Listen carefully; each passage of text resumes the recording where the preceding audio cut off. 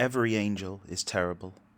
Still, though, alas, I invoke you, almost deadly birds of the soul, knowing what you are.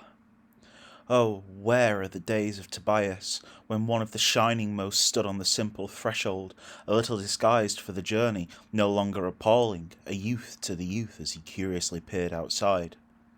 Let the archangel perilous now, from behind the stars, step but a step down hitherwards. High up beating, our heart would outbeat us. Who are you? Early successes, creation's pampered darlings, ranges, summits, dawn-red ridges of all beginning, pollen of blossoming godhead, hinges of light, corridors, stairways, thrones, spaces of being, shields of felicity, tumults of stormily-rapturous feeling, and suddenly, separate, mirrors drawing up their own outstream beauty into their faces again. For we, when we feel, evaporate. Oh, we breathe ourselves out and away, from ember to ember, yielding a fainter scent. True, someone may tell us, you've got in my blood, the room, the springs growing full of you. What's the use? He cannot retain us. We vanish within and around him. And those that have beauty, oh, who shall hold them back?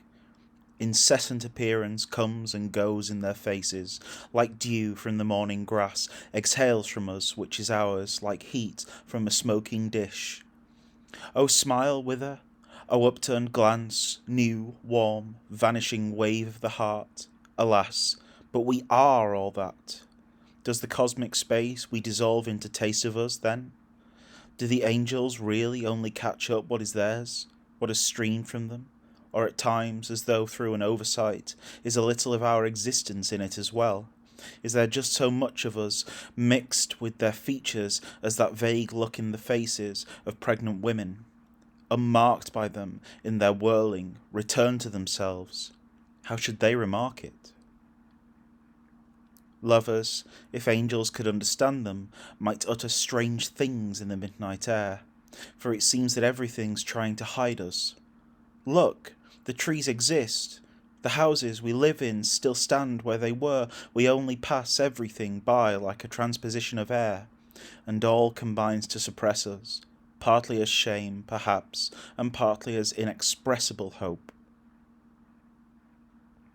Lovers, to you, each satisfied in the other, I turn with my question about us.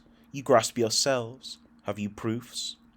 Look, with me it may happen at times that my hands grow aware of each other, or else that my hard-worn face seeks refuge within them. That gives me a little sensation. But who, just for that, could presume to exist?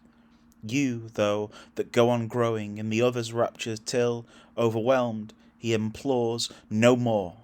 You that under each other's hands grow more abundant, like vintage grapes, sinking at times, but only because the other has so completely emerged.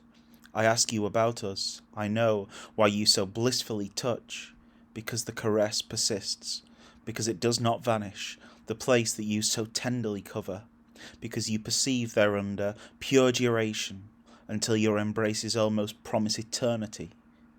Yet when you've once withstood the startled first encounter, the window longing, and that first walk, just once, through the garden together, lovers, are you the same? When you lift yourselves up to each other's lips, drink unto drink, oh, how strangely the drinker eludes his part. On Attic steles, did not the circumspection of human gesture amaze you? Were not love and farewell so lightly laid upon shoulders they seem to be made of other stuff than with us? Remember the hands, how they rest without pressure, though power is there in the torsos. The wisdom of those self-masters was this: we have got so far, ours is to touch one another like this.